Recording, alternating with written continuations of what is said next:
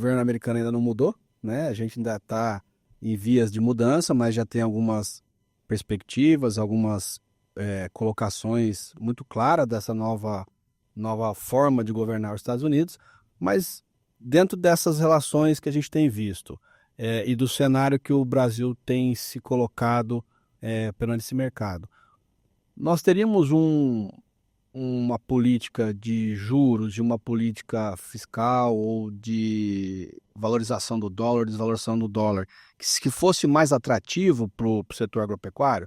O dólar a cinco reais é um bom dólar? Como é que eu sei que é difícil colocar isso de forma mais objetiva, né? Eu sei que a bola de cristal ainda não está calibrada para isso, mas como é que você vê tanto a política fiscal como a política cambial para o Brasil ano que vem? Política cambial é meio complicado falar, porque a gente tem, na verdade, um câmbio que flutua. Quer dizer, obviamente o Banco Central pode, em determinados momentos, intervir no mercado de câmbio, mas geralmente são atuações pontuais. Não tem muito que a gente consiga fazer para direcionar o que vai acontecer com o dólar nos próximos. Depende de algumas coisas que a gente faz, e não é pouco, tá? Quer dizer, se a gente for olhar, a gente estava começo desse ano, final do ano passado, começo desse ano, com o dólar pouco abaixo de 5, de repente ele está agora rodando na casa de 5,70, 5,80, então um pedaço veio de fora. Isso aqui é absolutamente incontrolável. Então, o dólar se valoriza relativamente ao euro, ele vai se valorizar também com relação ao real. Não tem muito que você pode fazer. O preço de commodities geralmente caiu, isso tem um impacto no sentido de tornar o dólar mais caro no Brasil e vice-versa. Então, agora, a maior parte, 70%, 80% do movimento que aconteceu na taxa de câmbio esse ano, ela tem raízes domésticas, né?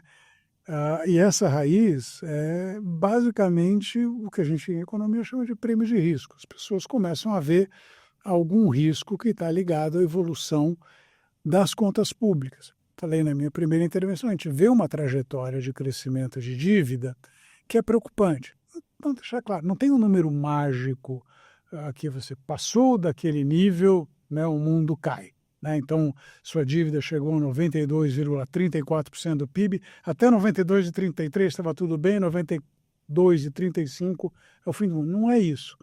Mas, e não falo nem de investidor externo, é mesmo as pessoas aqui dentro. Então, o governo devia o equivalente a 70% do PIB, agora ele deve o equivalente a 80% do PIB. Mais um pouquinho ele vai dever o equivalente a 90% do PIB. Vocês vão falar, bom, tudo bem, eu empresto dinheiro para você, mas, assim, não no mesmo preço que eu emprestava quando você devia menos, que é natural. Você vai emprestar para alguém que está com uma empresa que está com uma situação de caixa ruim, a relação entre geração de caixa e dívida não é boa, você vai cobrar mais caro do que você cobraria uma empresa que tem uma situação financeira mais tranquila. E aí isso começa a se refletir em taxas de juros que também não são resultado da política do Banco Central. Se a gente for olhar juro de 5 anos, juro de 10 anos, então aqui olhando para o juro real, quer dizer, IPCA mais tanto. A gente saiu de IPCA mais 4 e pouco para IPCA mais 6 e pouco. Isso daí não tem nada a ver com o Banco Central tomar a decisão de subir ou baixar a Selic. Tem a ver com a percepção das pessoas que vão emprestar para o dinheiro para o governo, vão lembrar, os bancos. Não, os bancos intermediam esse negócio. Quem empresta dinheiro, você, quer dizer, então é um mercado, e o mercado não é meia dúzia de conspiradores ali torcendo as mãos, soltando gargalhadas diabólicas. O mercado é um negócio muito mais vasto do que isso. E as pessoas falam, para um cara que eu não vejo perspectiva de que vá reduzir seu endividamento, eu vou cobrar mais caro, né? O que, quer dizer, absolutamente natural. Então, a questão desses prêmios de risco que batem, seja no juro longo, seja no dólar, estão intimamente ligadas ao que o governo quer fazer do ponto de vista de gasto. Falei, esse é um governo gastão. Esse é um governo que assumiu e promoveu a maior expansão de gastos da história do país, exceto a que a gente observou no período da pandemia, com duas diferenças marcantes. Na pandemia você precisava fazer isso. Não tinha muita saída. Quer dizer, se a gente acredita, e eu acredito, você precisava de distanciamento social, então você obviamente vai ter que sustentar essas pessoas. Então, foi uma coisa que aconteceu num momento em que o país enfrentava uma crise sanitária grave. Não era a situação do Brasil na virada de 22 para 23, era inclusive uma economia que vinha já pelo segundo ano seguido, crescendo ali a um ritmo bastante razoável. E a segunda diferença, que aí é absolutamente crucial, é que o aumento de gastos que a gente viu na pandemia, ele aconteceu e, para fazer um neologismo, ele desaconteceu. Né? Quer dizer, tinha o programa de auxílio emergencial, no momento que passou a emergência, você tirou o programa de auxílio emergencial. Aqui não, a gente fez uma expansão de 200 bilhões de reais, inteirinha calcada em gastos permanentes. Então, a gente aumentou uma série, e não tem volta disso. Então, depois de anos em que a gente botou o teto de gastos, que foi baixando, né, muito lentamente, ele começou em 2006, a gente chegou, desculpa, 2016, a gente chegou a 2022 com o gasto tendo caído alguma coisa como 1 ponto percentual do PIB. É devagarzinho, mas foi. Assim, em 2 anos a gente subiu o gasto, desfez tudo que tinha sido conseguido no período anterior e jogou mais um outro tanto. E não tem muita volta. Todo mundo, o que você faz a esse respeito?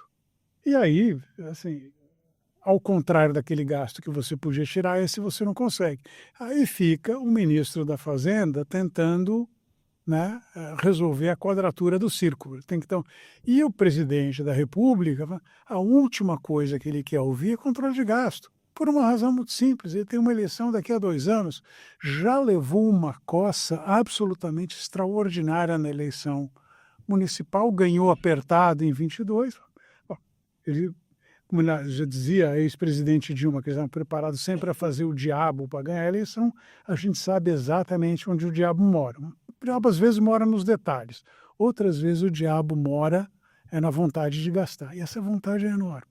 Então a gente não resolve isso. Então é bala caro, é juro elevado. E o juro elevado realimenta a própria questão da dívida.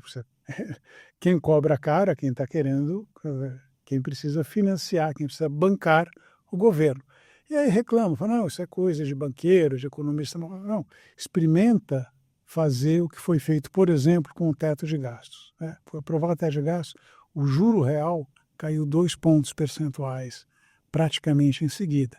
Você dizer que uma coisa não está relacionada com a outra, você assim, tem uma vontade muito grande de não olhar a realidade. Mas a gente viu que, pela fala do Marcelo, tem certos círculos no governo que realmente tem uma dificuldade muito grande de conviver com o mundo real. E eu acho que a gente tem trabalhado muito nisso e louvar aí as ações da CNA que tem buscado isso, o diálogo com os agentes que tomam decisão, seja no poder executivo, no legislativo, no judiciário, para mostrar que, além de uma pauta importante para o setor produtivo, é uma pauta importante para o Brasil, né? Porque se a agropecuária, o agronegócio, conseguir entregar os resultados que ele tem potencial para isso, né, a economia do Brasil como um todo deve melhorar, a gente consegue alçar novos voos, né, nesse sentido. Então, aí, puxando um pouco esse gancho, o Bruno, entrando também no que o Alexandre colocou, o sistema de crédito rural oficial, ou que financia o setor produtivo, ele é baseado em regras e modelos de muitos anos atrás, e a agricultura, a agropecuária como um todo, vem mudando. E eu sei que é uma preocupação da CNA, inclusive a CNA criou o FIDIC, o FIAGRO nesse sentido, né, porque o modelo atual, com os crescimentos que a agricultura tem experimentado, não tem como financiar com poupança, depósito à vista, que é o modelo atual. Como é que a CNA tem trabalhado nisso? Como é que o mercado, às vezes, não quer colocar recurso no Brasil enquanto entidade, mas está louco para colocar recurso no setor agropecuário? Se o governo ajudar um pouquinho, esses recursos vêm de forma mais rápida. Nós temos aí a aprovação da questão da regulamentação do crédito de carbono, que pode trazer recursos para o setor também. Como é que você tem visto essa questão do financiamento do setor aqui no Brasil?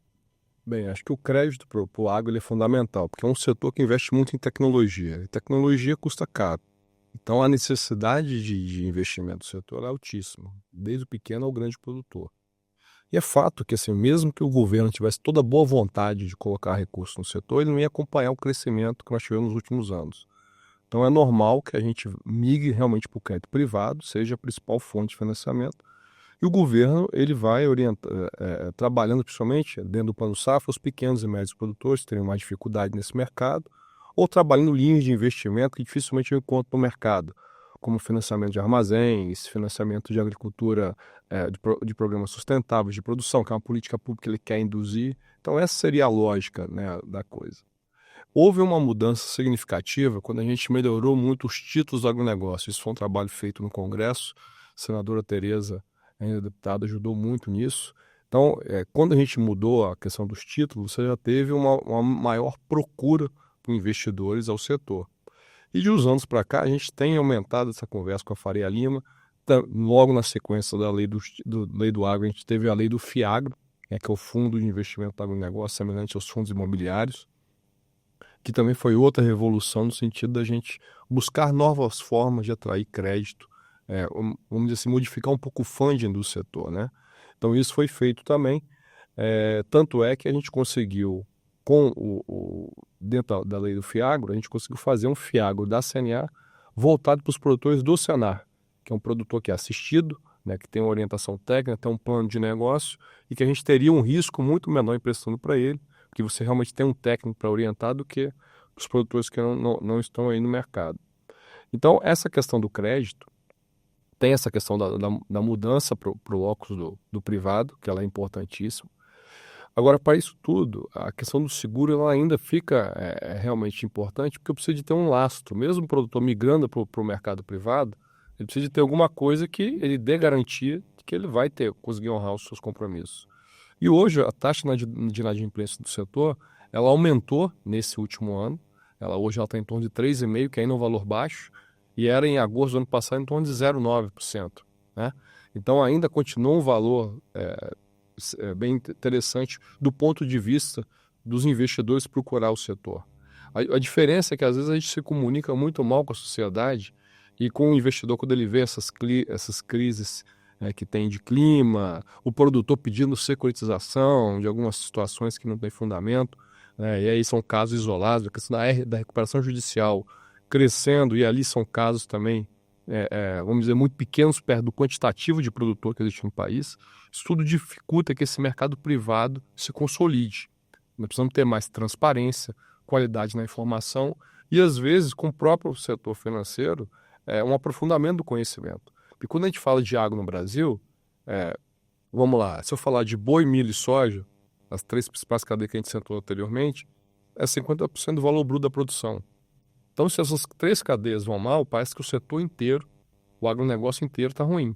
E quando essas três foram mal, eu tive cana que está vendo bem, né, o setor sucroenergético foi bem, suco exportamos muito, etanol, né, florestal, celulose foi muito bem, a fruticultura, o café esse último ano, a gente bateu preços recordes, inclusive do Conilon, né, que é um produto que vem sendo melhorado, né, no Espírito Santo e em Rondônia principalmente, o cacau, né, que hoje é uma commodity que no Brasil, a Costa do Marfim é o maior exportador e produtor, mas o Brasil tem condição de atender muito mais os requisitos internacionais. Então nós temos uma série de outras cadeias que estão em momentos ótimos, né? Mas como são cadeias que o peso dela, quando a gente coloca individualmente dentro do valor bruto da produção ou do PIB, elas não impactam diretamente. Então cabe ao investidor, às vezes, não ter essa visão só do agregado e até mesmo a questão regional. Quando eu tenho problema no sul, a produção da região norte e nordeste vai muito bem, porque o Laninha é o contrário, principalmente no nordeste. O Matopiba ele produz excepcionalmente bem. Então, tanto é que quando a gente criou o nosso FIAGRO, a ideia era justamente a gente diversificar os estados e diversificar as cadeias produtivas para cadeias não tradicionais. Hoje nós temos fruticultura dentro do FIAGRO, temos pecuária de leite, que é uma cadeia que praticamente você não tem nada de financiamento para ela, fora do crédito rural oficial, né? Tem a pecuária de corte, que é pulverizada no Brasil inteiro. Então, você tem uma diluição do risco que dificilmente o investidor ele vai ter um problema crônico, como alguns fundos se manifestaram. Então, acho que tem um caminho longo a gente percorrer. Acho que o Congresso ele melhorou muito algumas leis do setor, a gente tem espaço de melhorar outros. A própria questão da RJ é algo que a gente precisa corrigir. As decisões judiciais, tem muitas delas, não estão respeitando todos os critérios que foi colocado. E isso prejudica muito a questão da imagem, não que não há necessidade. Lógico que tem produtores que precisam, mas o quantitativo delas é muito pequeno perto do total que é impactado, né?